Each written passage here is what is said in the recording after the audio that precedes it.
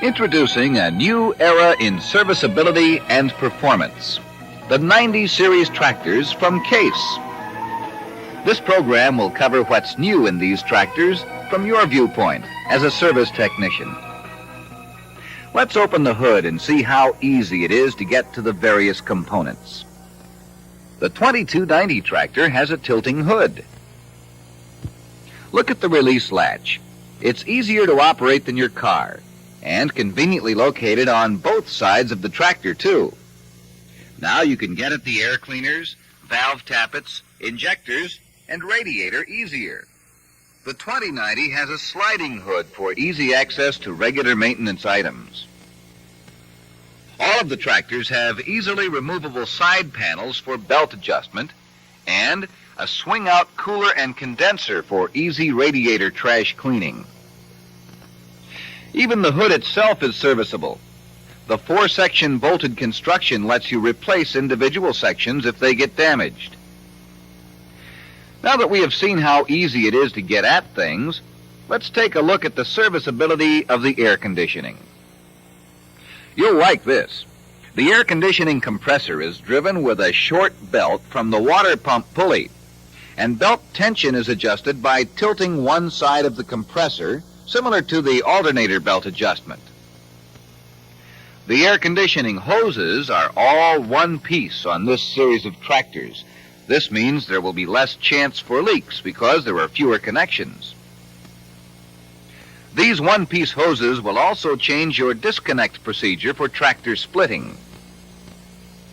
Quickly, here's what you do. First, you backseat the suction side service valve on the compressor to isolate the gauge port.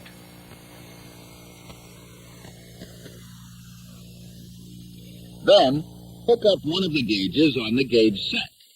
Make sure the gauges are closed. Next, front seat both service valves on the compressor. This will trap the refrigerant in the hoses.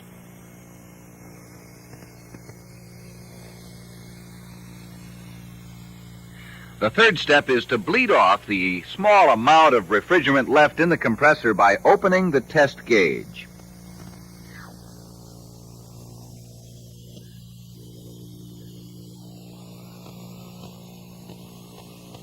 The suction line and service valve can now be removed from the compressor.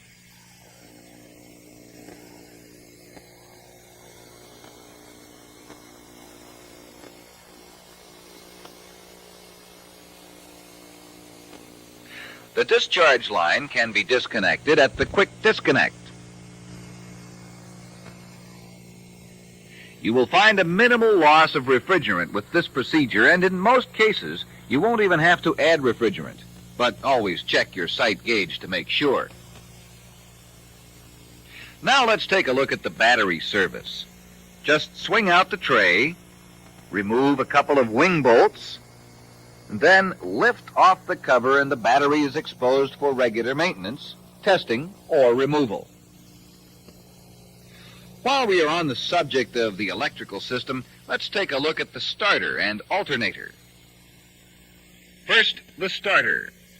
The heavy-duty Delco Series 200 starting motor is used on all models.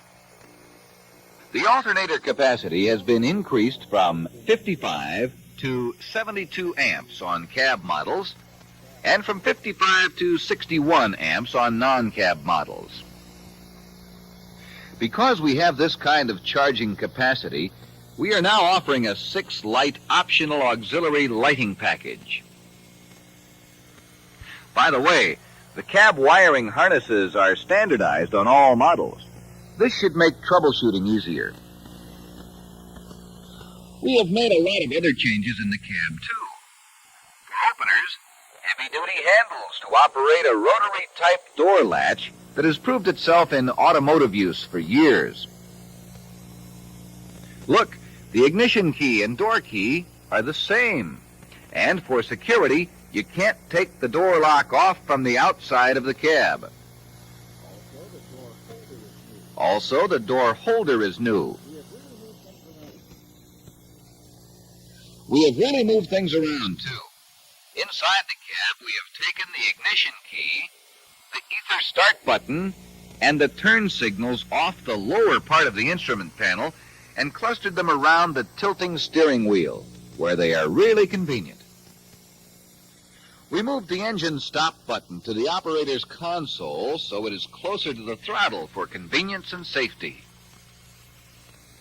The draft sensing lever is out where you can really get a hold of it, and it works easier too. The PTO lever operation is changed too. Pull it out to engage the PTO, push it down to disengage. The instrument cluster is the plug-in type with circuit boards.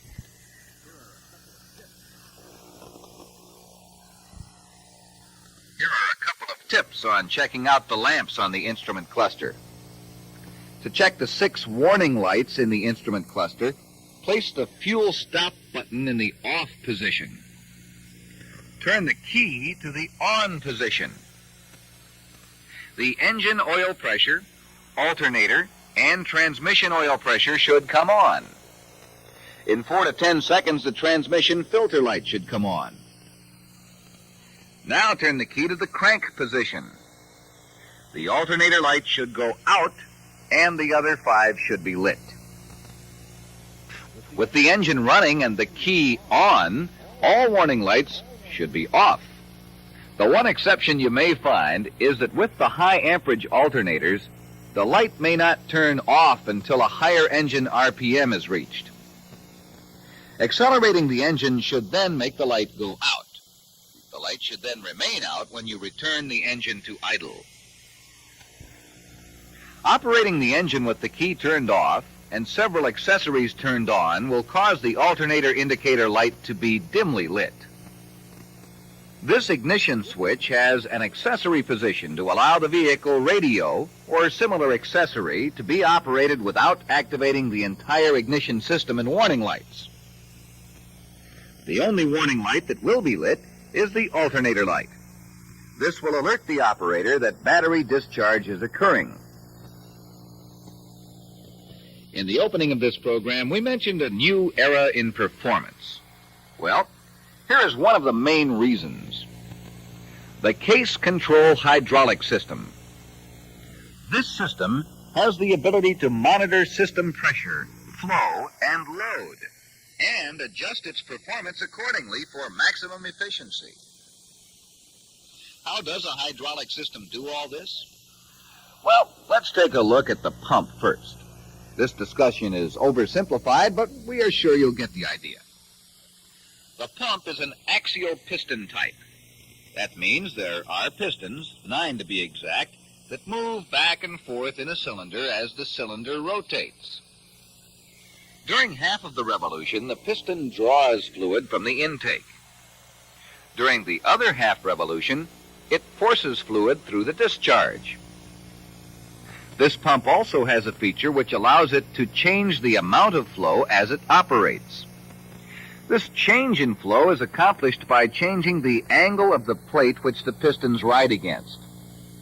When the plate is straight up and down and the cylinder is rotating, there is no flow because the pistons are not moving back and forth in the cylinder. If we move the plate at an angle, fluid will be moved by the pistons. The greater the angle, the greater the flow. The plate angle is controlled by a spring-loaded control piston. When the pressure at the discharge port equals the spring pressure, the plate is straight up and down and the pistons do not pump any fluid. When the discharge pressure decreases, the control piston spring moves the plate to an angle which causes the pump pistons to move fluid. This is how the pump has the ability to monitor system pressure and adjust itself to the requirement of the system. But performance doesn't stop at the pump. Look at the remote control valves. Each remote valve also has a pressure and flow compensator. What does this mean? It means that the operator can adjust the flow from each individual remote valve to suit the application, regardless of whether it is driving a 4 GPM hydraulic motor or a large hydraulic cylinder. It means you can independently tailor the requirements of each remote valve. You never have to worry about response in the rest of the system or pump damage, because both valve and pump work together. The valve meters and the pump responds. We even have stops on the remote levers to keep you from going into the float position when you push the levers fully forward. Yes, that is right. We have a float position on the remotes. The case 3-point hitch is totally independent of the remote valve, and each remote circuit is totally independent. This means faster response, longer pump life,